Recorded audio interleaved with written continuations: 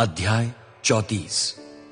दीना के कुकर्म का प्रतिशोध। एक दिन लिया की पुत्री दीना, जिसको उसने याकूब से जन्म दिया था, कनान देश की कन्याओं से भेंट करने गई। उस देश के शासक का नाम हमोर था और हमोर के पुत्र का नाम शकेम था। वो हिव्वी जाति का था। जब शकेम ने दीना को देखा तब उसे पकड़ लिया। वो उसके साथ सोया और उसका शील भंग कर दिया, पर उसके प्राण याकूब की पुत्री पर मुग्ध हो गए। वो लड़की से प्रेम करने लगा।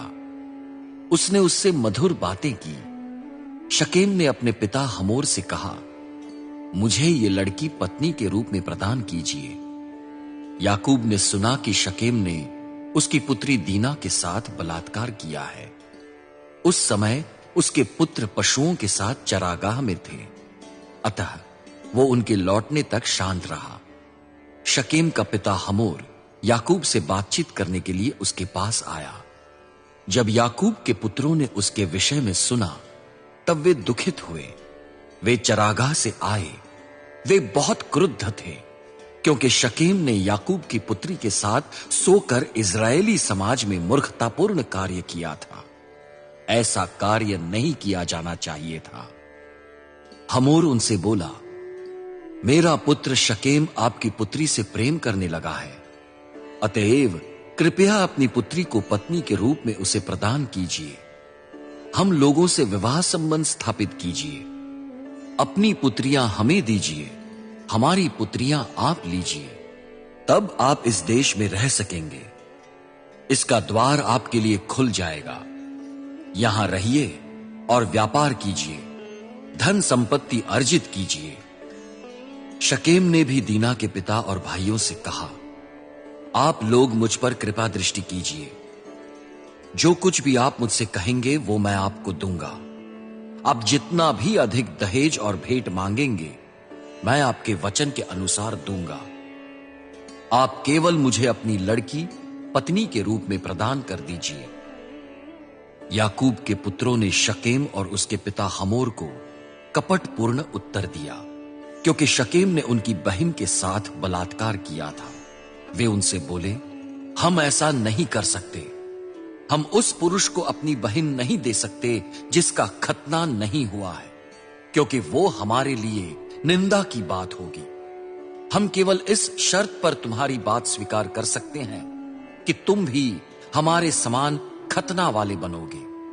तुम्हारी जाति के प्रत्येक पुरुष का खतना किया जाए, तब हम अपनी पुत्रियां तुम लोगों को देंगे और तुम्हारी पुत्रियां हम ग्रहण करेंगे। हम तुम्हारे साथ रहेंगे और हम सब एक ही जाति बन जाएंगे। पर यदि तुम हमारी बात नहीं सुनोगे और खतना नहीं करवाओगे तो हम अपनी लड़की को लेकर यहां से चले जाएंगे।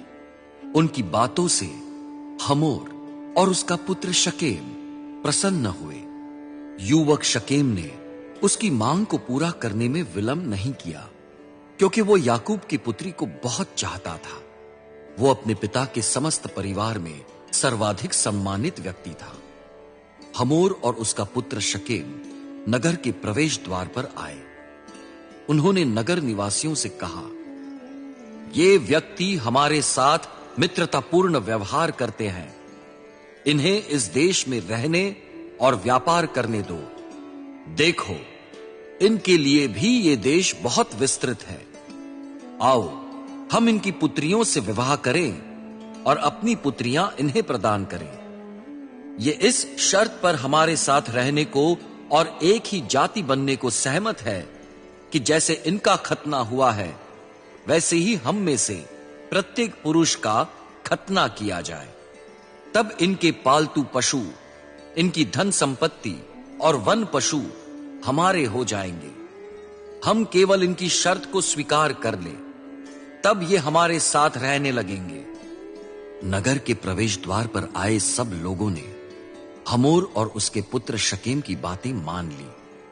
प्रत्येक पुरुष ने जो नगर द्वार पर आया था अपना खतना करवाया। जब तीसरे दिन वे सब पीड़ित पड़े थे, तब दीना के भाई अर्थात याकूब के दो पुत्र शिमोन और लेवी तलवार लेकर नगर पर अचानक चढ़ आए। उन्होंने सब पुरुषों को मार डाला। उन्होंने हमोर और उसके पुत्र शकेम का भी वध कर दिया। वे शकेम के घर से दीना को लेकर चले गए। याकूब के अन्य पुत्र मृतकों के पास गए। उन्होंने नगर को लूट लिया, क्योंकि उनकी बहन के साथ बलात्कार किया गया था। याकूब के पुत्रों ने उनकी भेड़ बकरी, गाय बैल, गधे अर्थात जो कुछ नगर और मैदान में था सब लूट लिया। उनकी धन संपत्ति, उनके बाल बच्चे, उनकी स्त्रियां और जो कुछ उनके घरों में था सबको लूट कर अपने अधिकार में कर लिया। याकूब ने शिमोन और लेवी से कहा, तुम लोगों ने मुझे इस देश के निवासियों में, कनानी तथा परिज्जी जातियों में अप्रिय बनाकर आपत्ति मोल ली है। मेरे पास बहुत कम व्यक्ति हैं।